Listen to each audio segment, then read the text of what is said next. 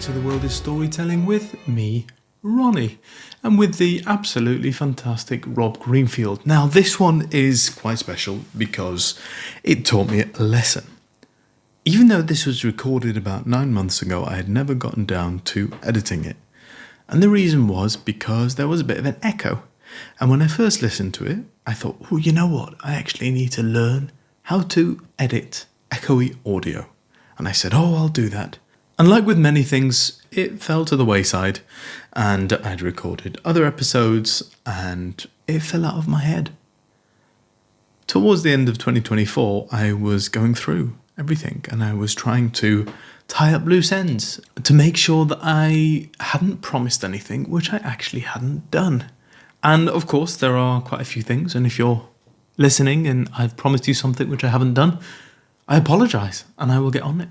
And part of that was to finally learn what to do with a bit of echo, which wasn't that bad in the end. And I did it. It didn't take very long at all. So here we are with a fantastic episode with the amazing Rob Greenfield, only 9 months late, but better late than never. Before we get to the episode, I feel like it's good to tell you a belated Christmas joke, because it's now already 2025. What do you call someone who is scared of Santa? Yeah, claustrophobic. Right. Thank you very much for listening. Enjoy and have a wonderful, wonderful day. So tell a story, one that is true. Yeah. Well, so Rob, you and I, we were on the way here. We were looking at bins. Now, I usually like looking at bins. As listeners of this podcast will know, I've done some fair bit of dumpster diving. I'm sure you have. Nice.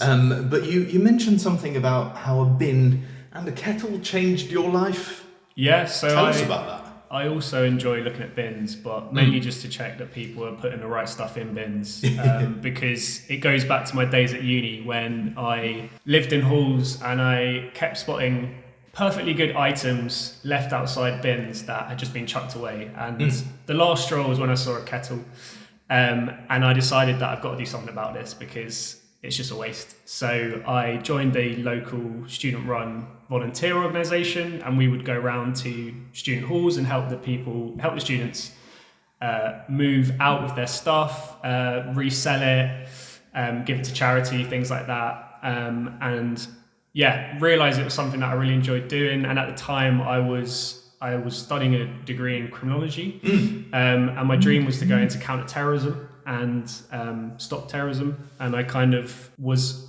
trying all possible routes, some of which I can't talk about on this podcast.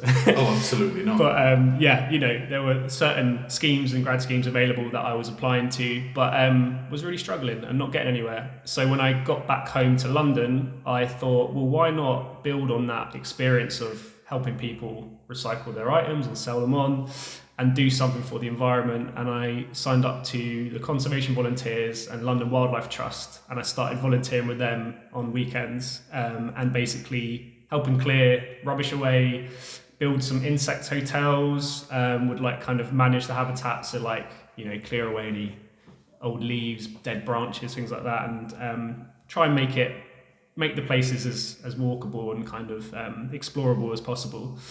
And that was when in my head I was like, well, hold on a minute, you're getting so much out of this, you're outdoors, you're giving back to the environment, so why not do that as a career?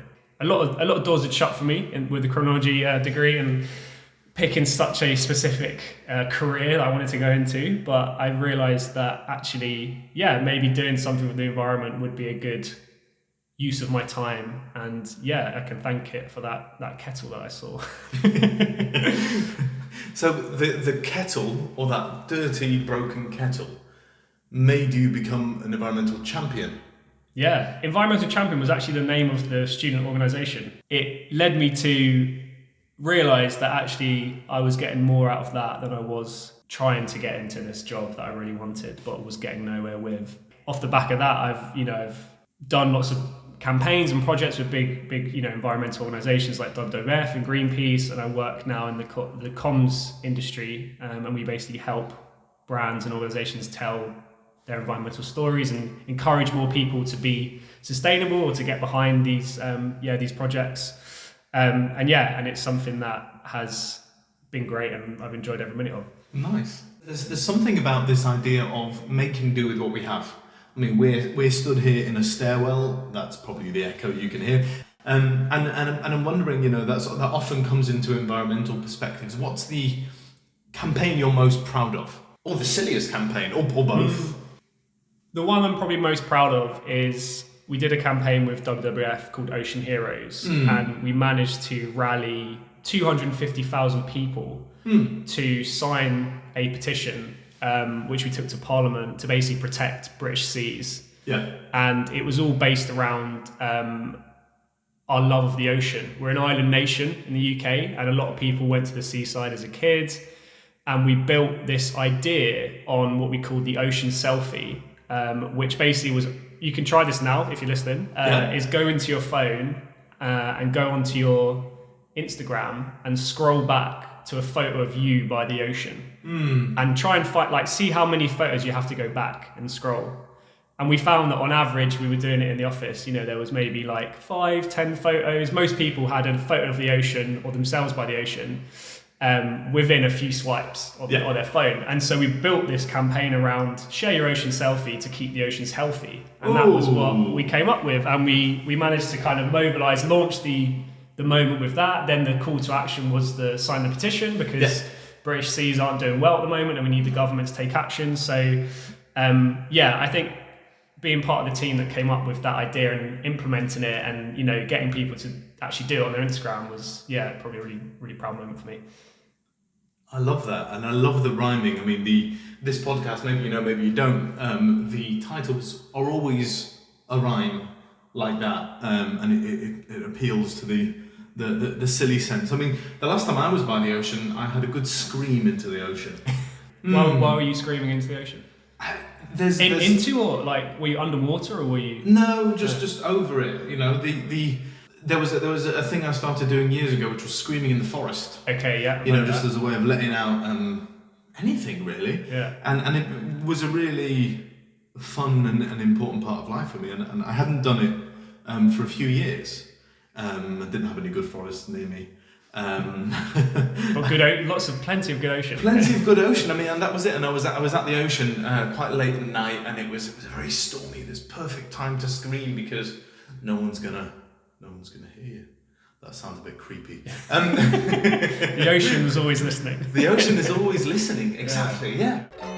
We often get asked to talk about things that aren't really that environmental or aren't a kind of beyond the point, really, if that makes sense. So we were approached by a bank who were really keen for us to talk about their credit card recycling machines that they were going to install in stations, which I thought on paper sounds great. Everyone, you get rid of your cards every couple of years, and I'm sure people like me have a drawer in their house where there's a couple of old cards in it, or you just chop them up and throw them in the bin, so it's a bit of a waste. But then when I looked into it, I was researching the bank, and they were actually one of the 4th biggest investors in fossil fuels. And I was like, well, I think recycling credit cards in stations isn't really going to cut this. So in a sense, they were trying to get us to promote this service, but really they should have been looking a bit more inwards and been divesting in their fossil fuel portfolio. So there are a few scenarios like that where we're approached by people who maybe want to work with us and talk about the good stuff when they're still doing bad stuff, which you have to be very careful of. Greenwashing is the word, and it's everywhere. So you do need to be on your toes about it. So, we were ending on a bit of doom and gloom, but you have an initiative which gets rid of that doom and gloom. Yeah, so as part of my job, I actually run a big eco community on TikTok and Instagram called Earthtopia. Oh, cool. And we set it up at my agency as a kind of way to reach people around, cut through the doom and gloom about the climate crisis and ease the eco anxiety that everyone is experiencing. And it's all about solutions, good news, eco innovations, the kind of things that are they're protecting and restoring the planet. And we just create really easily digestible, entertaining content around that to kind of give hope back to people. So go check us out on Instagram and TikTok if you want to experience some of the good stuff. Did you hear about the 5 ants that moved into a flat where there was already 5 ants living there? No. Then they became 10 ants. We are in the stairwell of a flat, so it's very relevant. It is very relevant. Now, I guess that groan was a sign that we should leave it there. And one more thing, do you mind sharing what your surname is, because that's felt very environmental to me. Yeah, so my surname is Greenfield, and actually a bit of a funny story with that as well. I am not the only Rob Greenfield in the environmental space. Really? I'm sorry if you wanted the other one, because you got me. But oh shit! Yes, I know. This has happened before, and on a podcast. So no, I definitely wanted you. Okay, good, because he's in America, so you'd have to have flown, which is bad for the planet. So precisely. I'm glad you got the tube here. And I'm not going to swim because it's a bit cold. But I'd sponsor you if you did, because that'd be a good thing to raise money for. Swim the Atlantic. Oof, no, I'm not doing it. Anyway, he is a Rob Greenfield. He is also known as Trash Man. You may have seen him. He wore a suit of trash for 30 days and he walked around New York City. Okay. And he's done TED Talks. He's basically who I'm aspiring to be. In terms of the eco impact that he's been having, and he's an incredible guy. Go check him out, but also check me out afterwards. I mean, I get tagged a lot on LinkedIn because he doesn't have a LinkedIn. So a lot of people think I am him because they see the word eco in my title and they're like, oh, it must be Rob Greenfield Trash Man. But actually, if you look, I'm very different to that Rob Greenfield, although we both operate in that space. In the trash sphere. Yeah, but it's been a few times where people have mistaken me for him. I've even gone to a restaurant. The owner of the restaurant thought I was that Rob Greenfield. He's also got a beard and has blonde hair, less blonde hair than me. But I'm getting that way, so eventually we're going to look like brothers. But yeah, he's great, and I'm sure he'll have some funny anecdotes. So maybe you can ask him next time on the podcast. That sounds like a good idea. But I mean, you are to me the OG Rob Greenfield. Okay, thank you. Yeah. Well, Rob, thank you so much for coming on The World is Storytelling. Thanks a lot. Yeah, great to be on it. And good luck with everything in the future. Cheers. And if we can get out of this stairwell, well, maybe we won't. Maybe we'll be locked in. It's quite a nice view, isn't it? Do you know what? From a stairwell, there's a very nice window. Some say the old ruins in the sand tell us every story will come to an end. But my dear, we can live what we tell. We are storytelling anymore.